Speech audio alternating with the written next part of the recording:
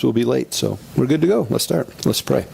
Heavenly Father, thank you again just for a time to get together to look into your word. God, we are so excited about this study.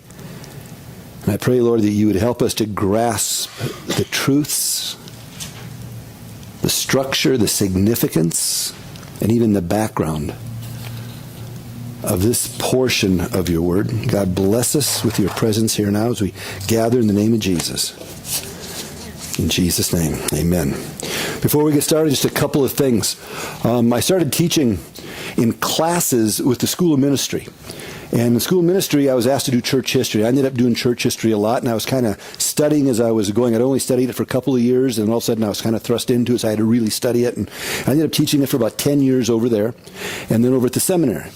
And because of that, people started to think that I was like this church history guy, and that I just lived for church history. And I liked it a lot. But my love is the Word of God. And my love is the Old Testament. Back in when I first started teaching, back in 81, I started in Genesis because didn't know anybody start at the beginning of the book. And I started studying the Old Testament, and I just immersed myself in Old Testament studies for a number of years. And that still is where I love the Old Testament. So I saved this for the end of the 3 classes because this was sort of like my carrot. So here we are. And I am very excited about this. So get ready because we are going to have a blast in Old Testament survey. In New Testament survey, you might remember we said you don't have to really read the New Testament. In Old Testament survey, you have to read the Old. No, I'm just playing. But we're going to just do an overview. Come on in, Martha. I called it. I said you'll be a little bit late. Come on in here. We got a seat for you right up front. Come on. So we're just starting. So what we're going to do is you don't have to read each of the books, but we're going to have you skim the books. So we want you just to kind of get a look. The book you're going to spend most of the time reading is going to be the textbook, more than the Bible, just like the New Testament survey. This is not a course where we're going to get into depth in Old Testament scriptures. What we want you to do is we want you to get to know the Old Testament. And then from that, you'll be able to go and study wherever God takes you in the Old Testament. It's sort of like Marines. Okay, we got a couple of Marines in here. From my understanding of military, before you go out and go into battle, you have to know your weapon. And you have to be able to take it apart and put it together really well in the dark, blindfolded, whatever. You need to know how to fix that thing. If something gets jammed, goes wrong, you got to know that. That's what this class is. This is getting you to know the Old Testament, how it fits together, how it all works, and then you follow God's leading as you get into the Word. Whatever book or portion of the Scriptures you want to study there, it's going to make a lot more sense after this course because you're going to know how it relates to the rest of the Bible, the rest of the Old Testament. It's also going to help you an awful lot to understand the New Testament because for much of the New Testament, the early New Testament was written to people who had a good grasp of the Old Testament. And you're going to find that a lot of the New Testament sits on top of basic principles that we're going to be talking about from the Old Testament. So it's going to be one of these courses that's going to be like, what? This is cool. So it's going to be nothing but fun tonight. Next week, even more fun. And it's just going to be really sweet. It's going to be good. Really good. So get ready. I would encourage you to take notes. I think that might be a really good idea. For those of you that have not been in these classes before, what we do is we'll have a lecture tonight. This is the only night where you get a long lecture because you're basically getting 2 lectures. You're getting an intro overview of the Old Testament and an intro into the book of Genesis. Then you'll get a worksheet to take home. The worksheet will just help you pull out basic things out of the textbook. I found it's the best way to do it is read the text first. So it'll be an assignment, read these pages. Read them first, then go back and answer the worksheet.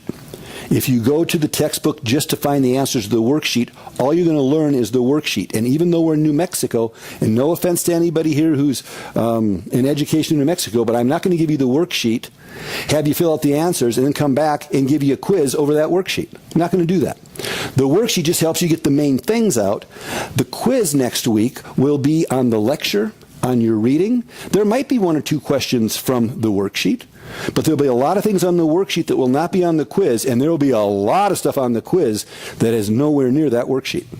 So take notes, listen, study. The purpose of this course is not to get 100 in every quiz, even though I know some of you are going to try.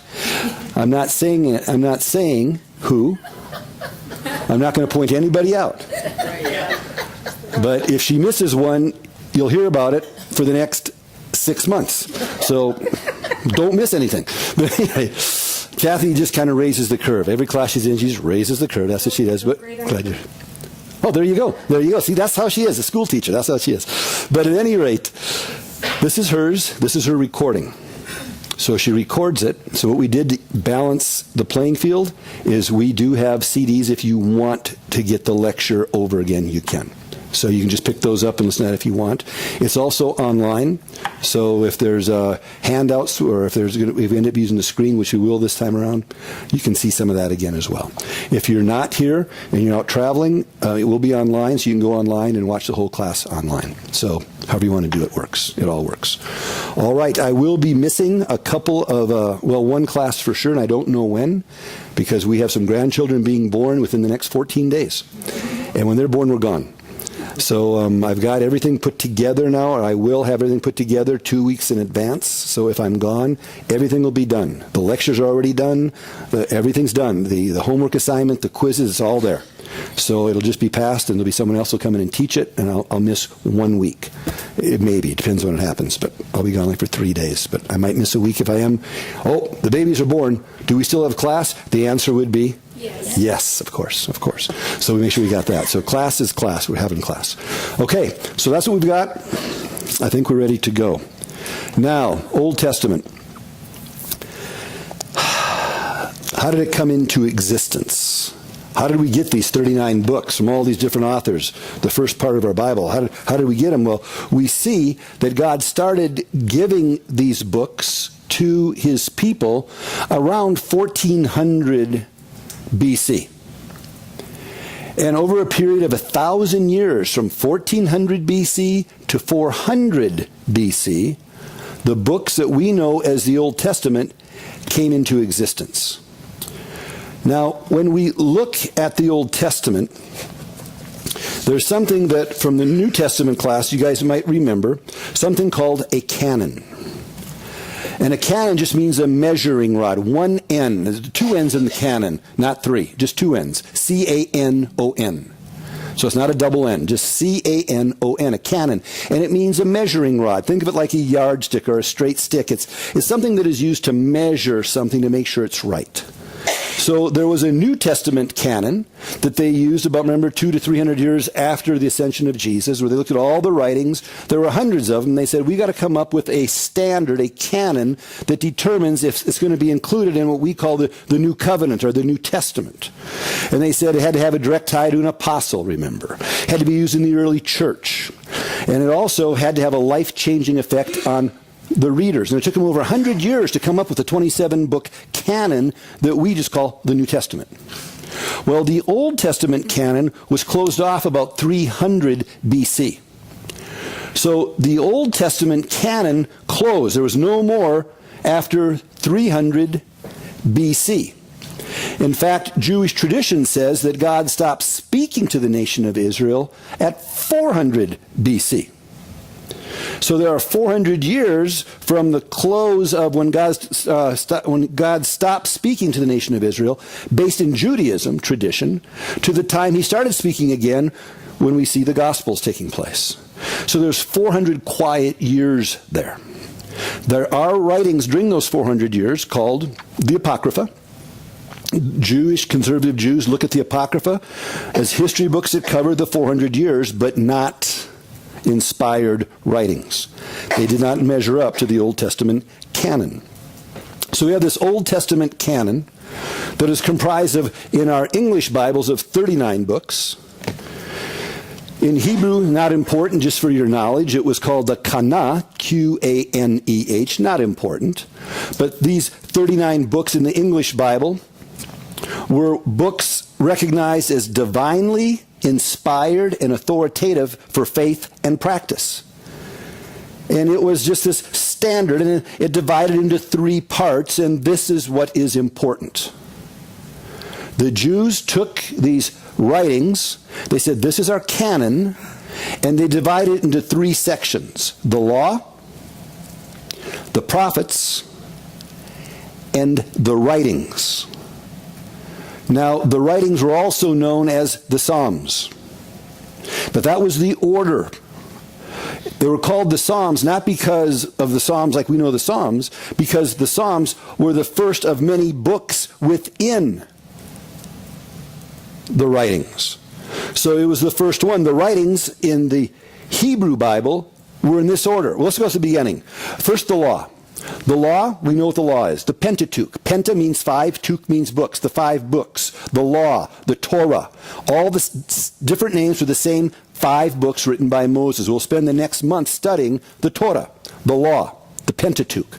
Pentateuch, P-E-N-T-A-T-E-U-C-H.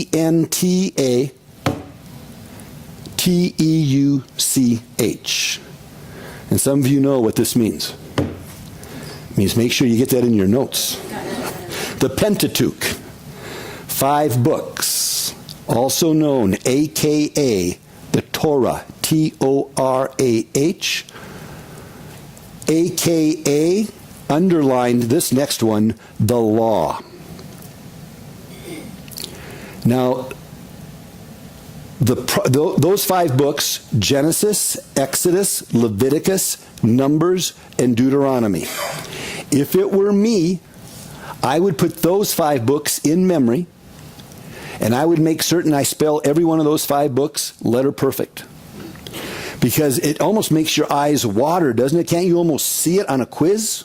You can just see, what are the 5 books, the first 5 books of the Old Testament called? List them. Bam! You go Pentateuch, i.e. Torah, i.e. the law, Genesis, Exodus, Leviticus, Numbers, Deuteronomy. It's spelled correctly. That would be like awesome question. Be an awesome question. Gets me excited just thinking about it. It's just like, we should just take a quiz right now because that's just awesome. That's just right there. So you might want to know that. Then we come to the prophets. That's the second group of Old Testament books. We're looking at the Hebrew Bible now. And this is important. It's different than the English Bible, than our Bible. This is the Hebrew Bible we're going to talk about first. The group known as the prophets divide into 2, and they have nothing to do with what we call prophets in our Bible. Well, a little bit, but not much. They're called the former prophets and the latter prophets.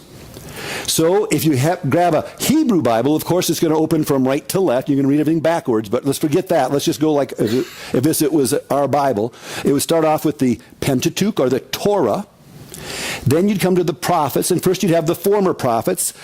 The former prophets, if you're Jew and you're going to turn to your Bible, and they say, let's go to the former prophets, the first book of the former prophets is Joshua. You see, it has nothing to do with what we call prophets. So the former prophets is Joshua, Judges, not Ruth. Joshua, Judges, 1st and 2nd Samuel, 1st and 2nd Kings. That's the former prophets. That's it. So that's the former prophets. 1st and 2nd Samuel, 1st and 2nd Kings. Yep. Joshua, Judges, 1st and 2nd Samuel, 1st and 2nd Kings. 6 of them. Then we go to the latter prophets right behind it. Now the latter prophets, it makes sense for a minute. Isaiah, yeah. Jeremiah, yeah. Ezekiel, yeah. No Daniel. No Lamentations. But 12 minor prophets. So we call them minor prophets. So the latter prophets, Isaiah, Jeremiah, Ezekiel, and the minor prophets. Former prophets again, Joshua, Judges, 1st and 2nd Samuel, 1st and 2nd Kings. Latter prophets, Isaiah, Jeremiah, Ezekiel, the 12 minor prophets. So now we have the law and the prophets. Now this is important just for tonight, but you should write this down. The prophets, a.k.a. Ready? This is, as Jews, this is what we would say. We would not call it the prophets. We would call it the Nevi'im. N-E-V-I, with a little apostrophe. Another I-M. Remember, I-M is plural? So it's the prophets. Nevi, prophet. Nevi'im. How sick are you, buddy? Come on in. You can sit right in the midst of us because we're a pretty healthy bunch. This is Tito coming on. I'm glad you're here. We're just doing an intro into the Hebrew books the Hebrew canon. We're looking at the Pentateuch, the Torah, the law, the 5 books. Now we're looking at the middle section, the second section of the Hebrew Bible, known as the prophets. The former prophets, Joshua, Judges, 1st, 2nd Samuel, 1st, 2nd Kings. The latter prophets, Isaiah, Jeremiah, Ezekiel, the 12 minor prophets. They're called the prophets, a.k.a. also known as the Nevi'im. Nevi for prophet, im for plural. Nevi'im, the Nevi'im, N-E-V-I''I''M. So we have the Torah, the Nevi'im, and then we go to the last section of the Old Testament. Yeah, Tom? You said twice, 12 minor prophets, that's only that. No, the 12 minor prophets after all that. So the 12 minor prophets, that's 12 more. That's starting at Hosea going all the way through Malachi. The 12 minor prophets. I'm sorry. Thank you. Then we come to the third section, writings. Now, the writings, also known as the Psalms. The reason they're sometimes referred to as the Psalms is because when we list the writings, the first in the book of known as the writings of the Old Testament portion, the first book are the Psalms. So sometimes they called it the writings. Sometimes they call that whole area the Psalms, based on the fact that Psalms was the first book. So we have Psalms, Job, Proverbs, this is the order, Ruth, Song of Solomon, and Ecclesiastes. That's the first 6. Psalms, Job, Proverbs, Ruth, Song of Solomon, Ecclesiastes. And the reason we're going through this is because this is the Bible that Jesus would have been using. This is the Hebrew Bible. So I want you just to be aware of this as we go forward a little bit, and we'll see why in just a minute. Again, the writings, Psalms, Job, Proverbs, Ruth, Song of Solomon, Ecclesiastes, Lamentations, Esther, Daniel, Ezra, Nehemiah.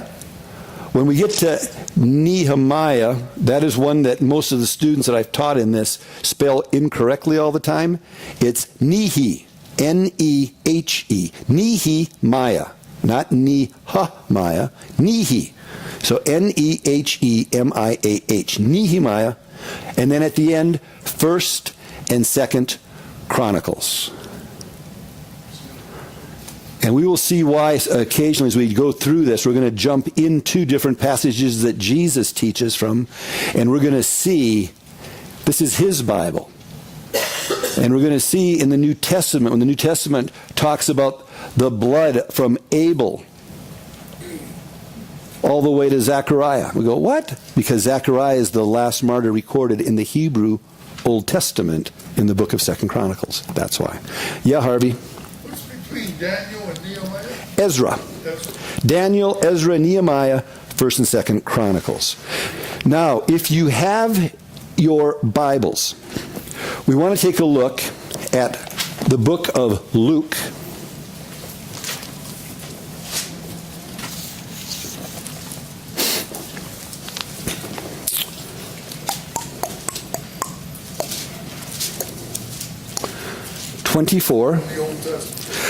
Matthew, Mark, Luke, New Testament, my friend. Come on now. Don't be messing with me, Harvey. It's hard enough up here. If we take a look at Luke chapter 24, and you know the account, Jesus is on the Emmaus Road, and he's talking to these 2 disciples and all. But what we want to see here is verse 44. Luke 24, verse 44. And there we see Jesus, the resurrected Jesus. He says, "These are the words which I spoke to you while I was still with you, that all things must be fulfilled which were written in the law of Moses." There's the law. The prophets, there's the middle section, and the Psalms. There's the third section. So it's not the book of Psalms like we know it, it's the Psalms. That's what they call that last section. They either call it the writings or the Psalms. So he's pointing to the Old Testament. And then it says, he opened their understanding they might comprehend the Scriptures. So we see this division of Old Testament from a Jewish perspective. That was the Bible that Jesus would have been teaching from, quoting from. This was the Old Testament Scriptures. Right there they were. So these are the three divisions. Now, the writings, or the Psalms, in Hebrew, this is important, really important. The writings were also known as, I'm going to spell it out for you, the K-E-T-H-U-V-I-M.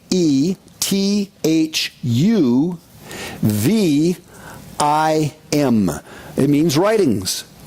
Kethu, writings. Kethuvim, writings, plural. So writing and writings. The Kethuvim. Now we're saying, who cares about the Torah, the Nevi'im, and the Kethuvim? Who cares? You do. Yeah, K-E-T-H-U-V, like Victor, I-M. Here's why this is important. Because they've got these three divisions. The law, the Torah, the Nevi'im, the prophets, and the Kethuvim, the writings. You put them together, you've got the Old Testament canon. So what are we going to call the Old Testament canon? We got to come up with a name. What the Jew did, when they put it together, they said, let's call it, we'll call it the T for Torah. We'll call it the N for the Nevi'im, and we'll call it the K for the Kethuvim. We'll make an acronym and call it the TNK.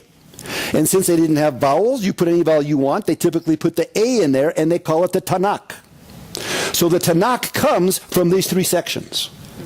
So when you're talking about the Old Testament, the Jew, the name of the Bible was the Tanakh. If Jesus talked about the Scriptures, he'd have said, do you have a copy or a scroll of the Tanakh? The Tanakh is the Old Testament Scriptures, the Tanakh. It's an acronym from these three sections: the law, the prophets, and the writings, or the Psalms. Does that make sense? Everyone kind of got that? That's just a ground, just some background. You're not going to probably ever study Hebrew except for Sandy, and read an Old Testament scroll except for Sandy, and know the three divisions of the Old Testament, and as you're reading to some group in a synagogue and say, turn to the writings, also known as the Psalms or the Kevim, you're not going to do that except for Sandy. She's studying Hebrew. But apart from that, no one else will probably do that, but at least we should know it. That's the Old Testament Scriptures. That's how they break up. So do you see the different arrangement? The purpose, again, is when you're reading in the Scripture and it says, well, it talks about the prophet from Abel to the prophet Zechariah being the last prophet. Well, the last prophet is Malachi. And you hear it all the time. Well, what about Malachi? Not Zechariah. Malachi is a misprint. No. It's the Jewish Bible. And the last is recorded in 2 Chronicles, and it's Zechariah. So it's according to their Bible. But we're not Jewish. So we're going to be looking at the Old Testament from a Christian perspective. This just gives you background so you kind of see where we're going. There could be a beautiful quiz question on that stuff right there. That'd be a pretty good question, Ken. Makes your eyes water, doesn't it? You can imagine. You can imagine the possibilities that are endless. So study. There are endless possibilities there. But, so now the canon closes at 300 BC for the Jew. It closes. And they say, 400 BC, God has stopped, there's no more prophets. They close the canon and say, that's it. It's done. They have the Tanakh. Then,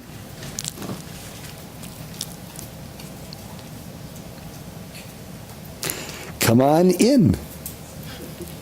I was off by 7 minutes. But glad you're here, Rose. Glad you're with us. You missed the intro, which had to do with the Jewish Old Testament canon. You can get notes from anybody. Good time to come in, because now we're going to the Christian perspective of the Old Testament. So now we take a look and we see that they close off the canon in 300 AD. They close it off in 300 AD, but they are BC. I'm sorry, 300 BC. But they say that God stopped speaking to us as Jews in 400 BC. So for 100 years, they're waiting. Nothing's happening. We close it off. It's done. There's a canon. We got our scriptures. We're done. Jewish tradition. Then they have this formed, and then the church forms. And the Christian church, by the 4th century, has their New Testament canon. They take the Old Testament canon, and they take their New Testament canon, and they put the New Testament canon, we call the New Testament, on top of the Old Testament canon, and there's their Bible, right? We've talked about that over and over and over and over again. But then in the 6th century AD now, over in Tiberias and in Jerusalem, Tiberias and Jerusalem, a group of Jewish scribes and scholars go to their Old Testament canon for almost 500 years. 6, 7, 8, 9, 500 years. Think about that. In Tiberias and Jerusalem, 2 schools of scribes/scholars, they get into the Old Testament scriptures and they say, we are going to start hitting the pronunciation of all these words that don't have vowels in them. We're going to put vowels in them. And we're going to make these become something we can say. The tetragrammaton is an example. They said, well, what is it? Is it Yahweh? Is it Jehovah? What is it? And they make a decision. And they say, this is how we spell it. This is what it's going to be. They did that throughout the entire Old Testament scriptures over a period of 500 years. These guys, this group of scholars in Tiberias and in Jerusalem that now give the Old Testament the ability to be translated into other languages now correctly because they've got a pronunciation guide now. These groups were called Masoretes. That's important. Masoretes. M-A-S-O-R-I-T-E-S. Masoretes. They end up, and that closes off at about 1000 A.D. M-A-S-O-R-I-T-E-S. Masoretes. But what they do is they come up with this text known as the Masoretic text. If you read anything in the Old Testament, you will see commentaries, writings about the Old Testament as you start to study this now. You're going to see a capital M and a capital T. Stands for Masoretic text. What that means is they went back to the Old Testament canon and made it with vowels in the non-vowels words so that you could pronounce it. And if you could pronounce it, then you could translate it into Greek. You could translate it into other things accurately. So they came up with acceptable pronunciation of the Old Testament scriptures, known as the Masoretic text. Why is that important? Because our Bible, the English Bible, is based on the Masoretic text. That's where we get the Old Testament from. If you're Eastern Orthodox background, no. They take theirs from the Septuagint, the Greek interpretation of the Old Testament text. Protestants, the Masoretic text. Roman Catholics, only since 1948, I think it was, 52 or 48, one of the two, but not that long ago, they switched over to the Masoretic text for the Old Testament. Very key. Yeah, James? So, I'm sorry, Nice and loud. I'm a little confused. Me too.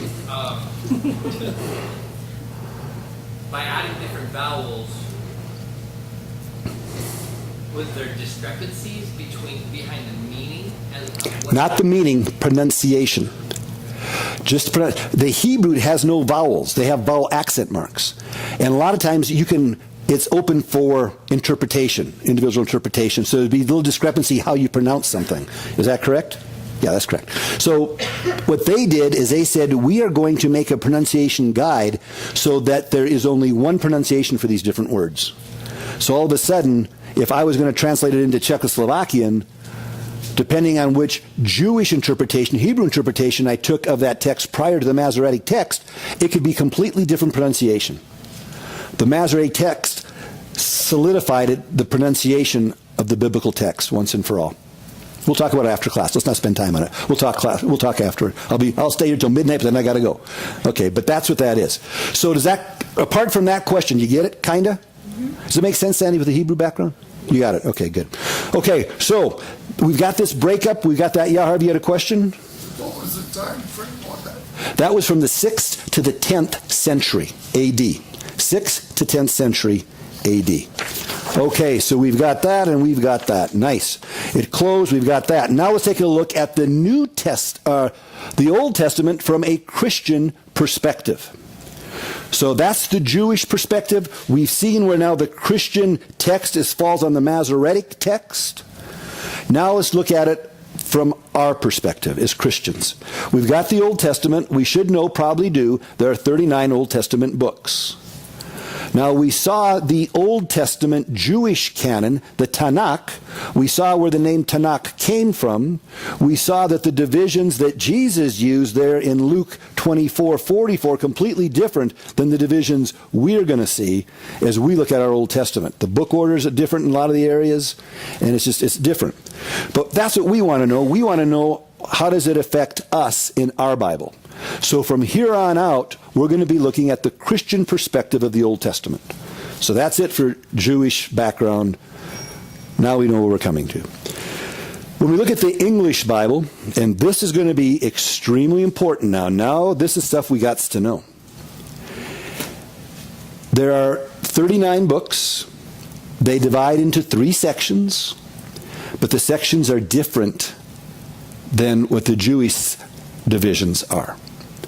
The first division is history.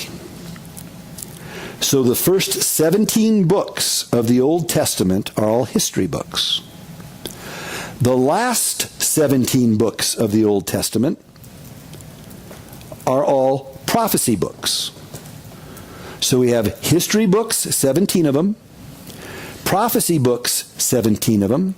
17 and 17 is 34. We're 5 books short. Right in the middle of these 17 history books and 17 prophecy books are 5 poetry books. And that's how the Old Testament is put together. 17 history books, 5 poetic books, 17 prophetic books. Got it? History, poetry, prophecy. That's it.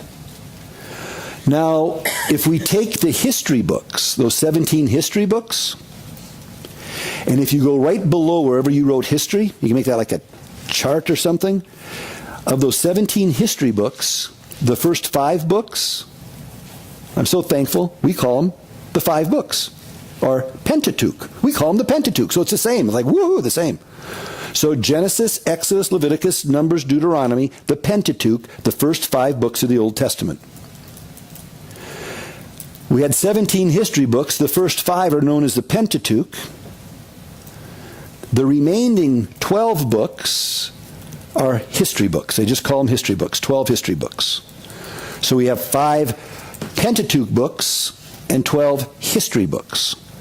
Those 17 books right there give us the entire history of the Old Testament, from creation all the way to that 400-year cutoff point before the coming of Christ. So if you can learn the history of the first 17 books of the Old Testament, those first 17 history books, you know the entire Old Testament story. That's everything right there. That's everything. So instead of being overwhelmed by, oh, there's so much in the Old Testament, no, it's 17 books you want to master. If we master the first 17 books, we're going to find the other, whatever that is, 22 books. Oh man, they fit in really well into the history.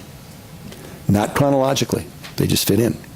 But these first 17 books, for the most part, we'll see a couple exceptions. For the most part, they're chronological.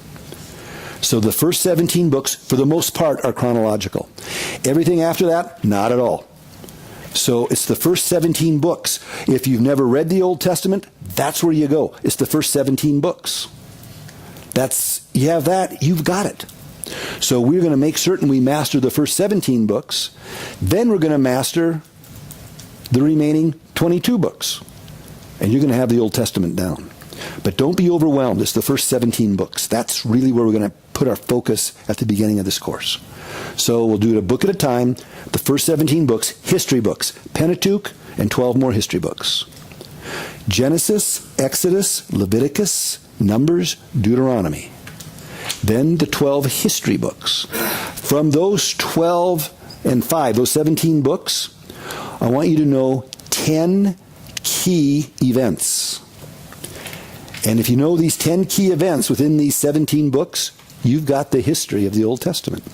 So when you leave here tonight, you're going to know the history of the Old Testament, and it is going to completely blow you away how much you're going to understand the Old Testament by the time you walk out these doors tonight. Pastor Anthony, we're good. We're good.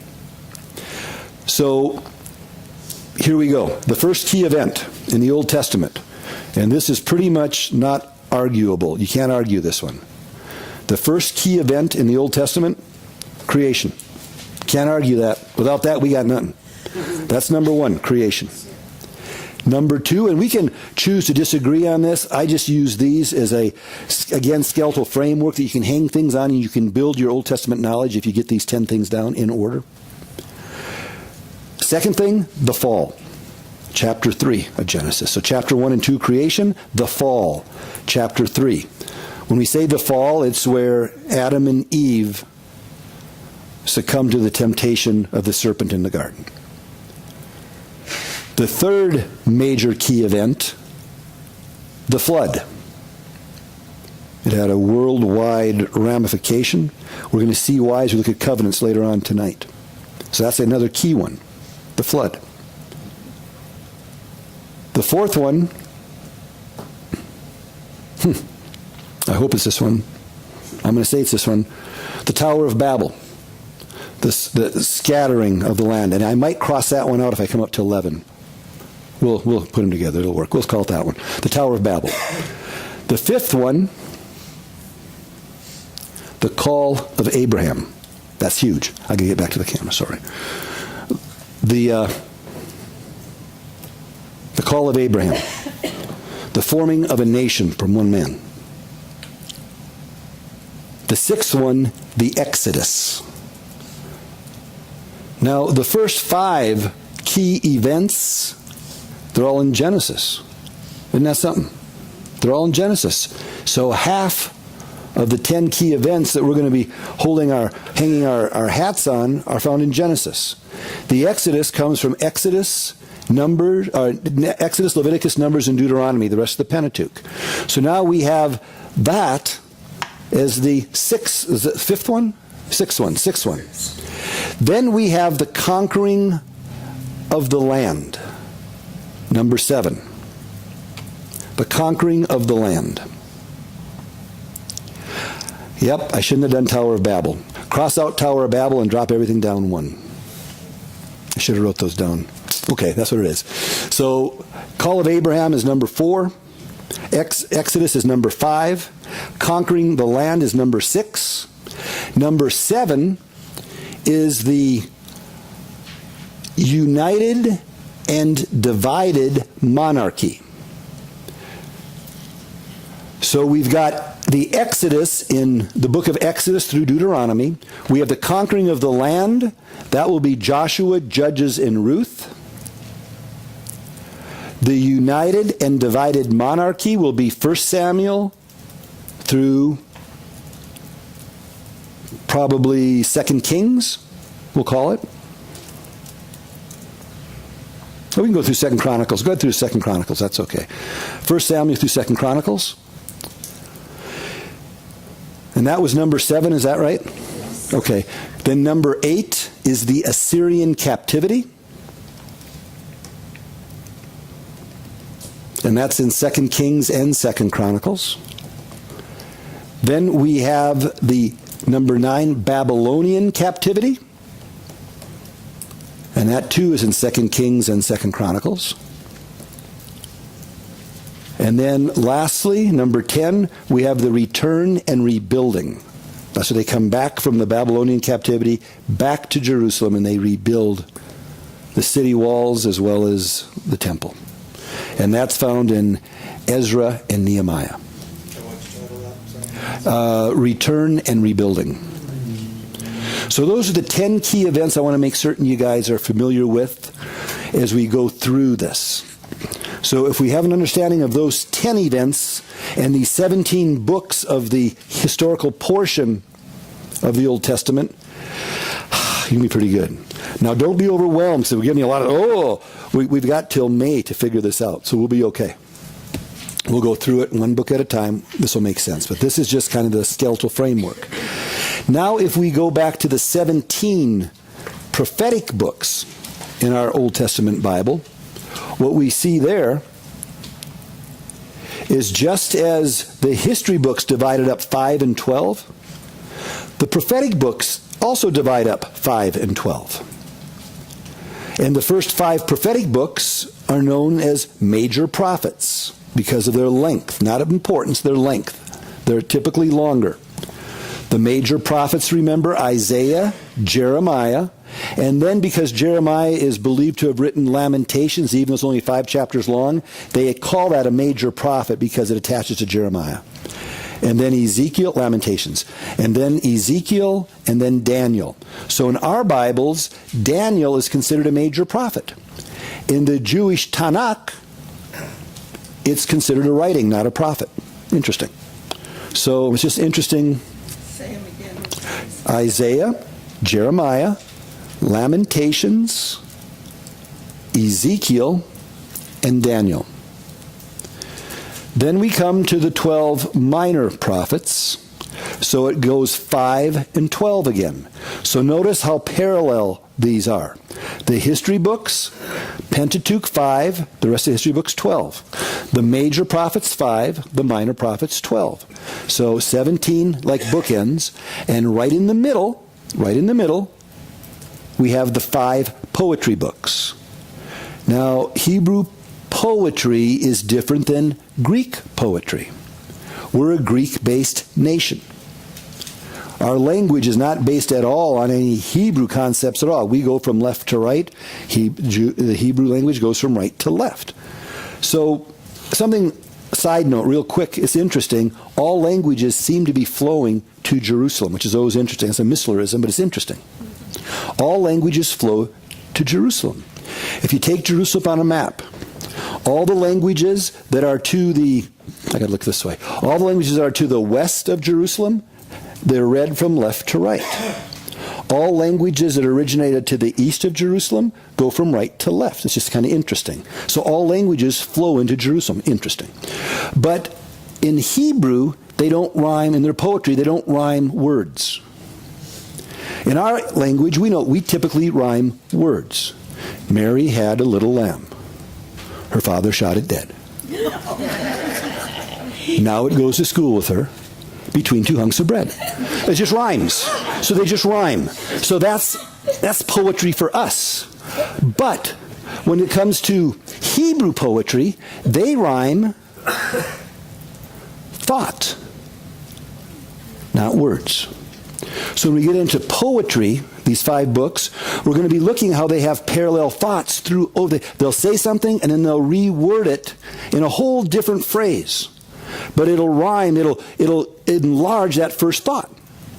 And that's, to the Hebrew mind, it's beautiful poetry. Bam, bam, bam, bam, bam, bam. They love that. They love that. We'll look at that in depth as we get into those books.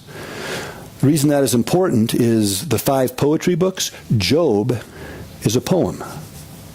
It doesn't rhyme, so for a Greek mind, like we have a Greek-based mind, that's not a poem. But you look at the thoughts, oh, it is a poem, huh? Look at that. All these thoughts are rhyming. This is crazy. It's a poem. We look at Psalms, they're poems. We look at Proverbs, they're poems. We look at Ecclesiastes, they're poems. We look at the Song of Solomon. It's written in a poem form. So those are the 5 poetic books. So we've got, that is the English looking, a Christian look at the English Bible, the way it's put together. So that's what we'll be studying. We're going to start in the book of Genesis. We're going to go through all the history books. We're going to just keep right on going through the poetry books and then the prophetic books. When it comes to chronological order, it's pretty much chronological almost all the way through the history books, almost all the way, until we come to 1st and 2nd Chronicles. 1st and 2nd Chronicles, you come to the book of 1st Chronicles and you go, wait a minute, I've read this before. What? Because 1st Chronicles retells the story that we're going to have read in 1st and 2nd Samuel. It just retells it. But it tells it almost like from God's perspective, as opposed from man's perspective. So we read about the story of David in the 1st Chronicles. Nothing about his sin with Bathsheba. Not there. Not there. In fact, none of David's failures are recorded in 1 Chronicles that we see in 1 and 2 Samuel. Then we go to 2 Chronicles, and it retells the story of 1 and 2 Kings. But from a very boy, did they ever mess up perspective. So it's a whitewashed, not whitewashed, that's not the right word, it's a blood-washed almost perspective. It's like God's perspective of his kids' behavior after it's all good. Those of you that are parents might maybe understand that. A little one does something wrong, and you discipline, and you deal with it, and it's done, and they go, "I'm sorry, Daddy." Okay, that's okay, sweetie. And 3 weeks later, it's gone. How's your child? Oh, he's great. And you don't talk about that because that's been dealt with and it's done. That's sort of like 1 and 2 Chronicles. It's an interesting way of just retelling 1 and 2 Samuel, 1 Chronicles, 1 and 2 Kings, 2 Chronicles. So it's not quite chronological because you'll be in 1 Chronicles, you're going to jump all the way back to the time of David. 1 Samuel, 2 Samuel stuff. That's just how it's put together there. So apart from that, it's pretty much chronological as we go through the history. So we're going to go through those. Once we do, then we'll find different books, and we're going to take each book and the poem and the prophecy books. We're going to go back and put them where they should be chronologically in the history. And we're going to find that they are not at all chronological. Job, most people believe, lived possibly even before Abraham. So Job's way up here, but he was living way back there. But he's way up here. And we're going to see a lot of that kind of stuff. So we'll be putting them in place. We want to get these first 17 down, and then we can really go for it in a sweet way. So we get those down. Any questions on that part of it? Kind of guy? Yeah, Harvey? What are the 5 poetic books again? Okay, Job, Yep. Psalms, Yep. Proverbs, Yep. That's Ecclesiastes. the one. That's the one. And then Song of Solomon. When we look at this Old Testament now, it covers about 3/4 of our Bible. So it's about 3/4 Old Testament, 1/4 New Testament about. It's got 39 books written by a lot of authors, like we said, from 1400 BC to 400 BC. In this Old Testament, we'll be exposed to terms, introduced to terms like covenant, law, grace, baptism, prophet, priest, king, concepts like justice, forgiveness, redemption, salvation, sanctification. All of them have their genesis in the Old Testament. So as we go through, we'll be covering a lot of that type of things. Okay, we've got that, and we've got that, and we've got that, and we've got that. Now, the last thing, perfect, on the intro to the Old Testament, before we hit Genesis, is a covenant. There is a type of theology, and we're not going to get into that in this course, but it's called covenant theology.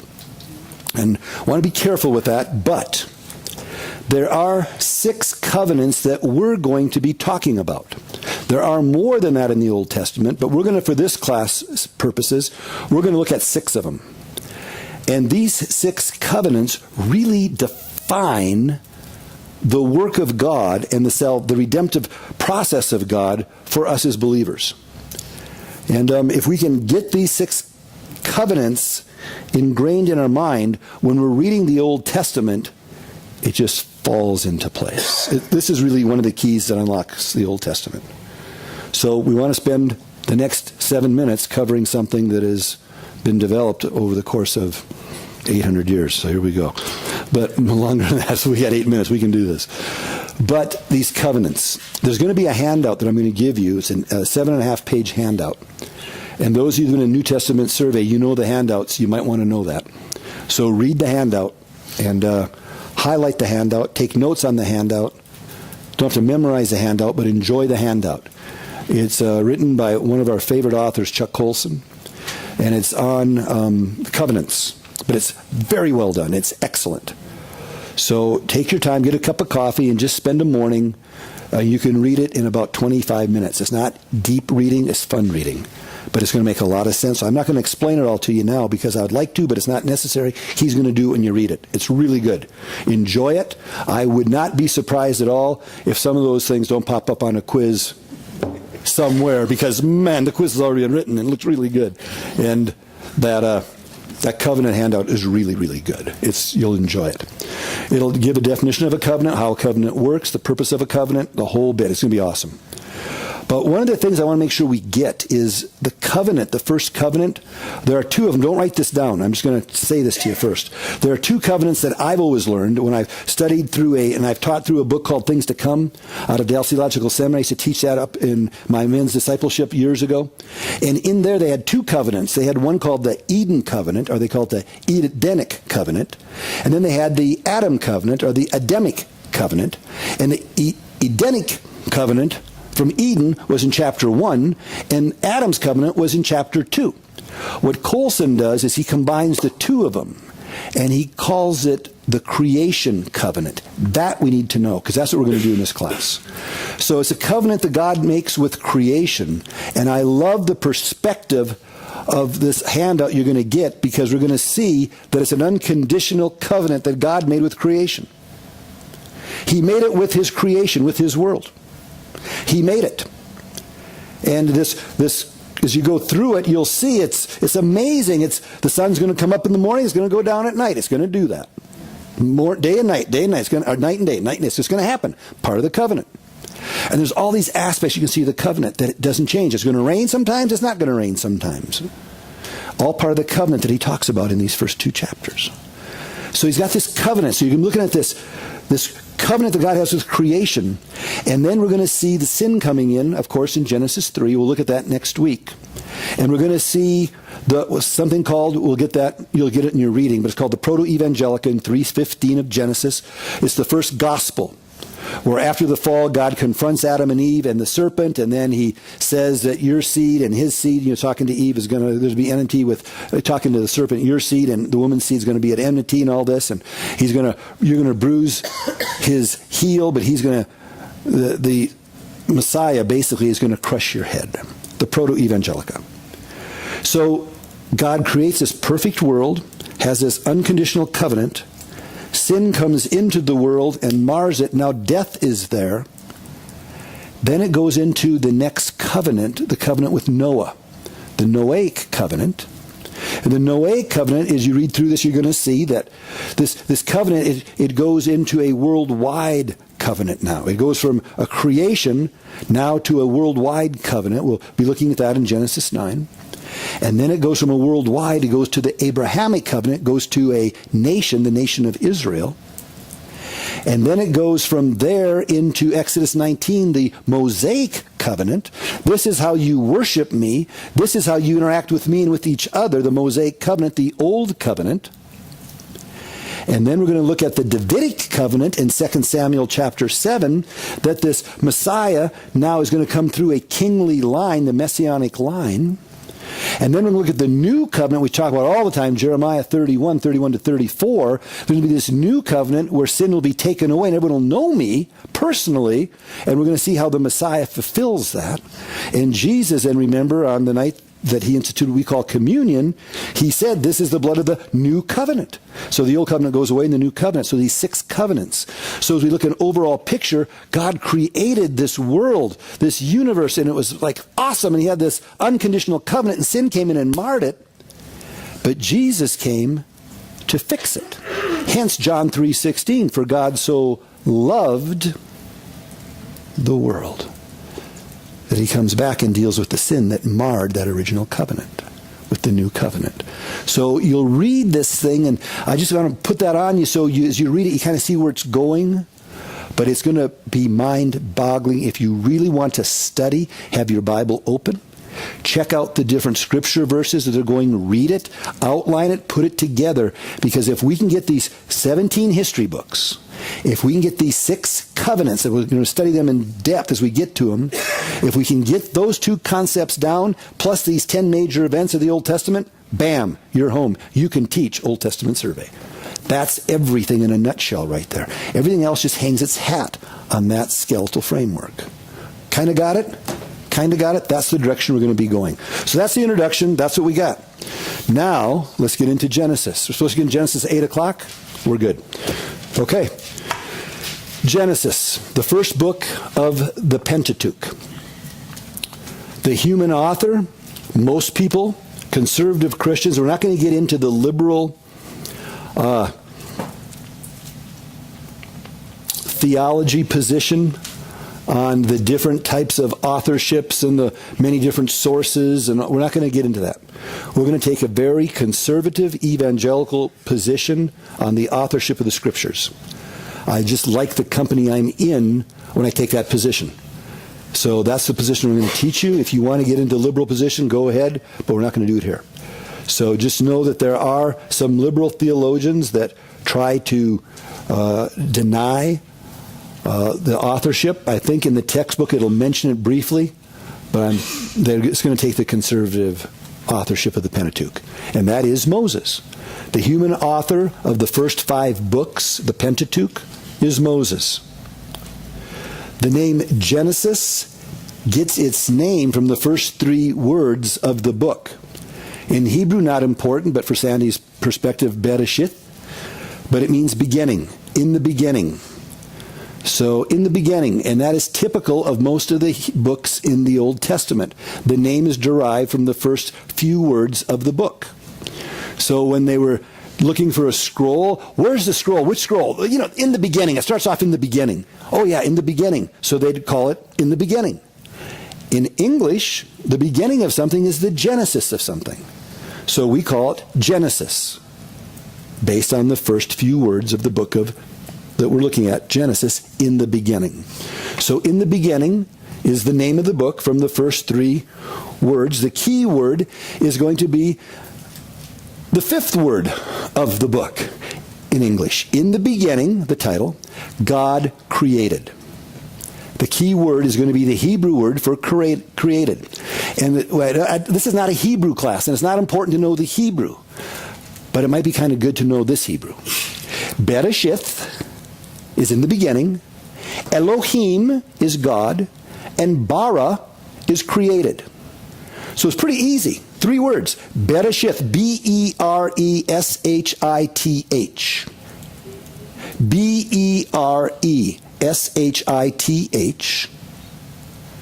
Then Elohim, that is important, E-L-O-H-I-M, bara, B-A-R-A. Those 3 Hebrew words is where we get the first 5 words of the Old Testament, and for us as Christians, it is paramount. In the beginning, God created.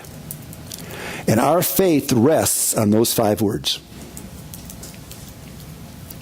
That's all the Old Testament? That's the first 5 words of Genesis, but that is the first 5 words, of the Tanakh. It's the first 5 words of the Old Testament. It's the first 5 words of Genesis. It's the first 5 words.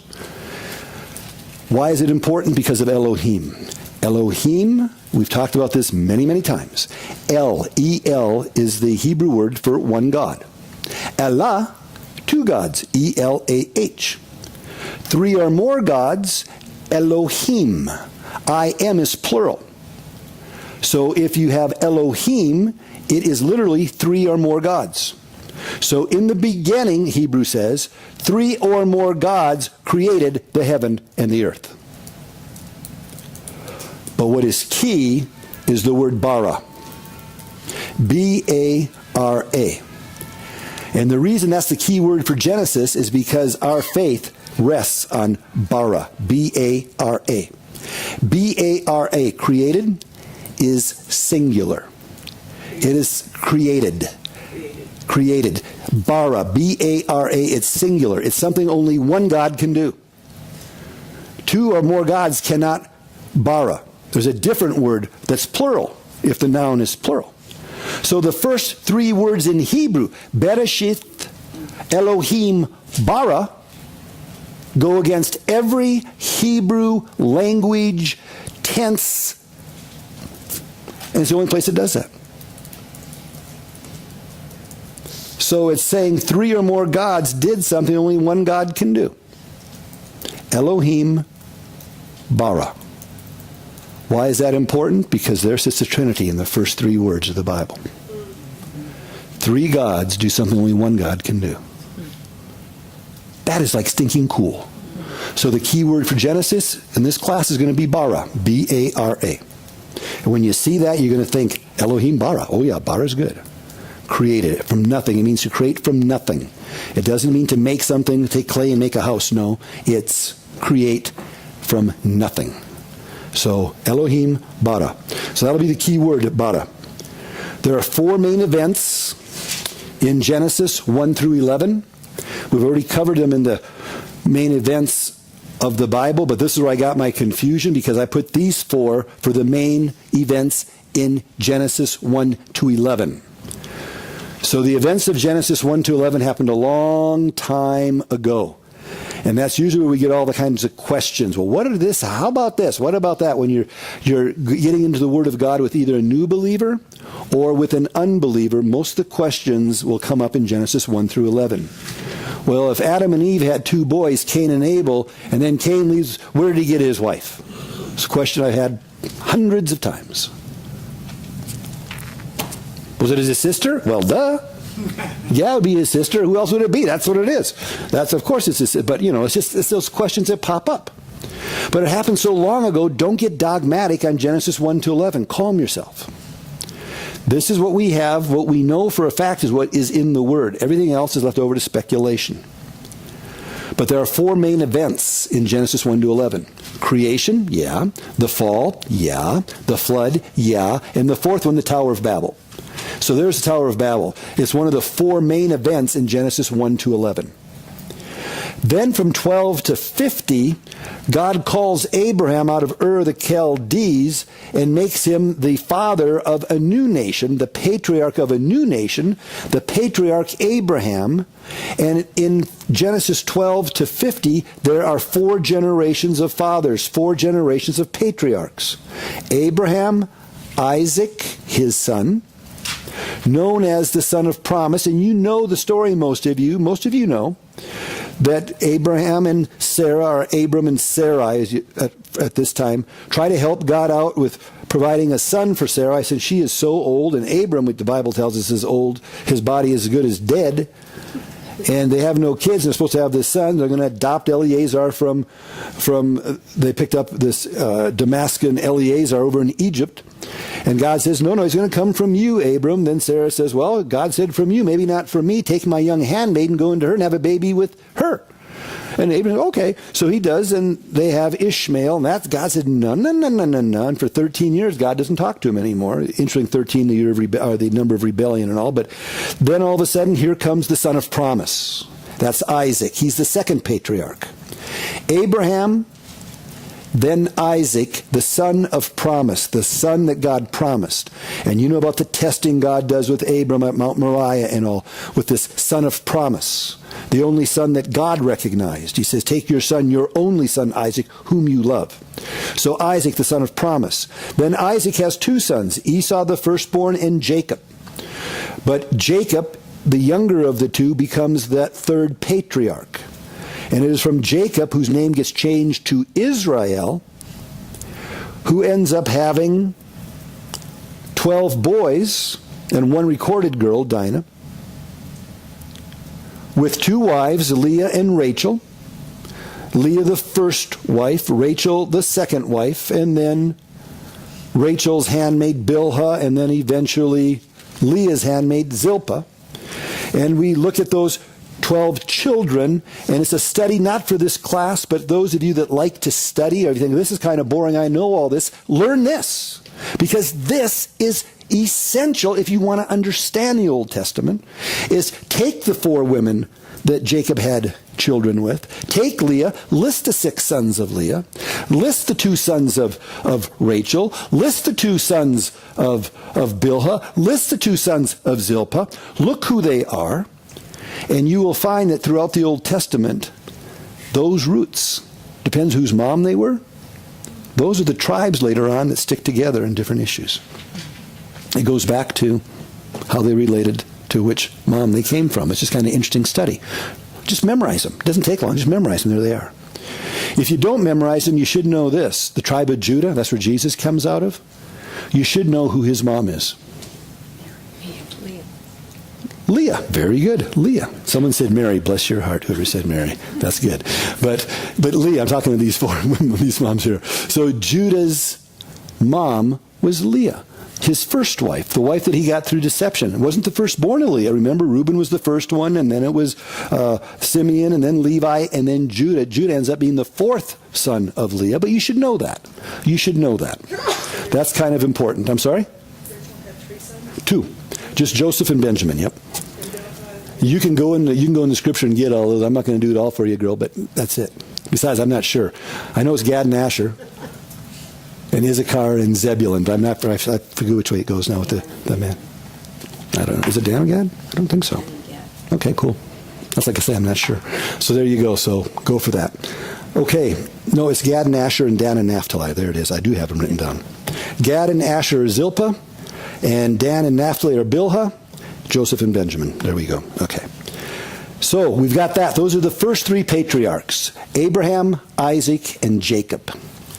The last patriarch is Joseph, the oldest son of Rachel, the second wife of Jacob. But just know the four patriarchs, Abraham, Isaac, Jacob, and Joseph, the four patriarchs of Genesis. So we've got all that.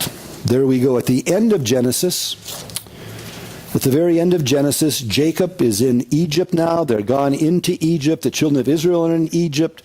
Joseph was sold into slavery, ended up in prison. He's got out of prison through a dream. You know the account, most of you. If not, take some time and read it. It's fun. And now he's number 2 in command of the most powerful country in the world. And he brings his dad and his brothers who had betrayed him. He forgives them all and says, you know, you intended evil. God meant it for good. Come on in. They're freaking out, and dad's ready to die. And now he calls Joseph, who receives the blessing, not the birthright. He calls Joseph to him. Jacob's an old guy, and he says, Joseph, how many boys you got? He says, I got 2. My oldest son, Manasseh. And then his little brother, Ephraim, he's cool too. Well, bring him. I'm going to bless them, and I'm going to make them like my own kids. In other words, Joseph, you're going to get a double blessing. Your family's going to have, your 2 boys are going to have equal status with all my other sons. Judah's got the birthright, but you're going to get the blessing. You're going to get a double portion. So you better know that morning when Joseph got up, those 2 young boys got baths, got their teeth brushed, hair combed, shaved, they had bald heads probably, so shaved. They were looking good. You're going to go to Grandpa, just sit there, because what Grandpa's going to do to you is going to blow you away. So here they go. And they go stand in front of Grandpa. And the Bible tells us that Joseph took his favorite son, his old boy Manasseh, the oldest son, and he put him in his left hand over here, so that when he would stand before his dad, the hand of blessing would go right on top of Manasseh. Old man, he would have it, you know. But Ephraim would be right there. He gets a blessing too, but make sure that Manasseh gets the right-handed blessing. And his dad, little old guy, laying in bed, he kind of props himself up, and here's the boys. And, oh, my boys. And he takes his right hand, and he reaches it over, and he puts it on Ephraim. And puts his left hand on Manasseh. And oh, man, Joe, no, Dad, you got that switch. This is the old boy over here. I got it. I know. We're good. And he gives Ephraim this unbelievable blessing, even greater than Manasseh. So the younger, again, he's just, whoa. We remember with Isaac and Ishmael. Isaac was younger, 13 years younger. Whoa. Jacob and Esau. Jacob was younger. Whoa. Joseph, he came from the second wife. He had 4 brothers older than him. More than that, he had a number of brothers older than him.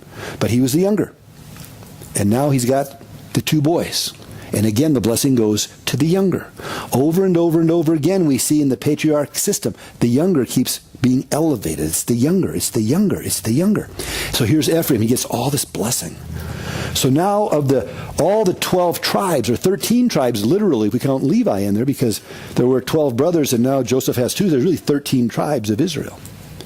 Whenever they're listed, they only list them as 12. They're called the 12 tribes of Israel, but there's really 13 of them. And whenever you look at the 12 tribes of Israel, you'll notice one is pulled out. One's always missing. There's always one tribe missing. There's only 12. There's 13 tribes. If they're all going to be included, then you won't find Ephraim and Manasseh. You'll find Joseph. And Joseph stands for Ephraim and Manasseh. But there's always 12 listed, but there's 13 tribes. But as you look at these 13 tribes, you'll notice that there are going to be 2 tribes that really stand out throughout the Old Testament. Judah and Ephraim. And if you look at the people who came from Judah and Ephraim, not all, but most of the heavy hitters of the Old Testament come from these two tribes. Joshua and Caleb. Joshua comes from Ephraim. We'll see that over and over and over and over again. So just keep your eye on that. So that these tribes, the names of the tribes come from the 13 sons, if you will, of Jacob, also known as Israel. And they become known as the sons of Israel. They end up getting allotted portions of land when they come into the promised land. Each of the sons and his little individual family or tribe gets a portion, so they become known as the tribes of Israel because they're his son. So Jacob, they could just well be called the tribes of Jacob, but they're called the tribes of Israel. Same guy. That's where that comes from. So I just want to make sure we get that as we're getting ready to get into this. Now, for next week, just read only the chapter on Genesis. You don't have to read the intro. I covered the intro for you. I was going to have you guys read 3 chapters. I don't think it's necessary. I covered the stuff I think we needed to tonight. So it'll pick up. You're going to get an assignment sheet. It'll tell you the reading on there. But it's going to be starting in just the book of Genesis. And it'll be starting on page 35. It'll be 35 through 46. That'll be the reading assignment. And I'll be passing that out so you'll have that, so don't worry, you're going to have all that. We're also going to hand out some sheets on the covenant, because that's going to be extremely important that we have that. I'm just looking to make sure I've covered everything that I wanted to cover here. Perfect. Okay. So we've got these guys right here. This is this introduction to the covenants that we had talked about by Colson. And it's just a easy reading. It's fun reading. Just take your time, enjoy it. Just enjoy it. This will mean a lot to you. Devour the text. Devour the text. Make sure you know the text. Enjoy this. Devour the text. Enjoy this. Okay, so that's the balance on it. It might be good to start learning the books of the Old Testament in order. Just start. By the time we're done, you'll know them forward and backward. It'll be very easy. But make sure you know the Pentateuch for next week. You should know the 5 books of the Pentateuch. That'd be a good thing to know. And then, that's what we got. Yeah, there are 13 tribes of Israel. There are 13 tribes. You know, we always say the 12 tribes of Israel, but there's actually 13. When you look at the 12 tribes on a map, you'll see 12 tribes there, but Levites aren't on there. That's the 13th tribe. Because there were 12 boys with Joseph and his 11 brothers. But when his dad took the 2 sons of Joseph, Ephraim and Manasseh, and said, I'm going to give them equal status, Joseph. So instead of there being a tribe of Joseph, there's going to be a tribe of Ephraim and a tribe of Manasseh. So he took one away of the 12, which made it 11, but then he added 2, Ephraim and Manasseh. So now there's 13 tribes. But only 12 tribes got the land. The 13th tribe, the Levites, they got the cities. So there's 13 tribes. If the Bible lists all of the tribes, they don't list Ephraim and Manasseh. They're not in the list. Joseph is there. Joseph being the dad of Ephraim and Manasseh. So then you can count 12 again. But there's always 12 tribes whenever they list them. But if we want to get down to it, there's actually 13, interestingly enough. So it's just one of those deals that's kind of weird. I'm sorry? Yeah, but the blessing he gave to Joseph. Yep. It's one of those little weird little things I just threw out there, but it's kind of cool. Just what it is. Okay, so we've got that homework assignment. What I did this time, just to save paper, homework assignment is on this side, and the worksheet is on the back side of it. So just one sheet tells you what to do. Scan the book of Genesis. Don't read it. 50 chapters, that's going to be a lot. If you have the time, read it. But scan it. Know how it divides up. Chapters 1 through 11, 12 to 50. Know there's 4 key events: the creation, the fall, the flood, Tower of Babel, in 1 to 11. That's all in there? No. Then 12 through 50 are the 4 patriarchs. So just know that, and then just scan it. Find it in your Bible. Here's where Abraham starts. Oh, these chapters have to do with Abraham. Oh, these have to do with Isaac. Oh, these have to do with Jacob. Oh, these have to do with Joseph. If you can get that, you'll know Genesis. So you might do that. Where is the Well, you know it already. Where's creation? What 2 chapters? 1 and 2. Where's the fall? 3. Where's the flood? 6 to 8. 6 to 8. Tower of Babel? 11. Now you know that. So that's easy. Abraham, 12. So you just kind of know 25 or so. Isaac, he was born in 21. Goes to about 26. Jacob comes up at 26, goes to the end of the book. Joseph comes up in 37. So you just know that. And if you get that, then you just know Genesis. You can find stuff. You want to read about Isaac? Oh, I'll go to chapter 22. There's Isaac. So you'll just know that stuff. So just know it that way. Don't have to read it all. Just kind of put it together. The textbook helps you with that quite a little bit. But just kind of put that together and get to know that. Grab one of these and just pass them back and forth and around, and off they go. Martha, you pass these out for me, please? I am going to keep on talking. Okay, so we've got that. We've got this. Textbooks. How many? Oh, for that you're talking. You can shut this off. Yeah, shut that off. But not this.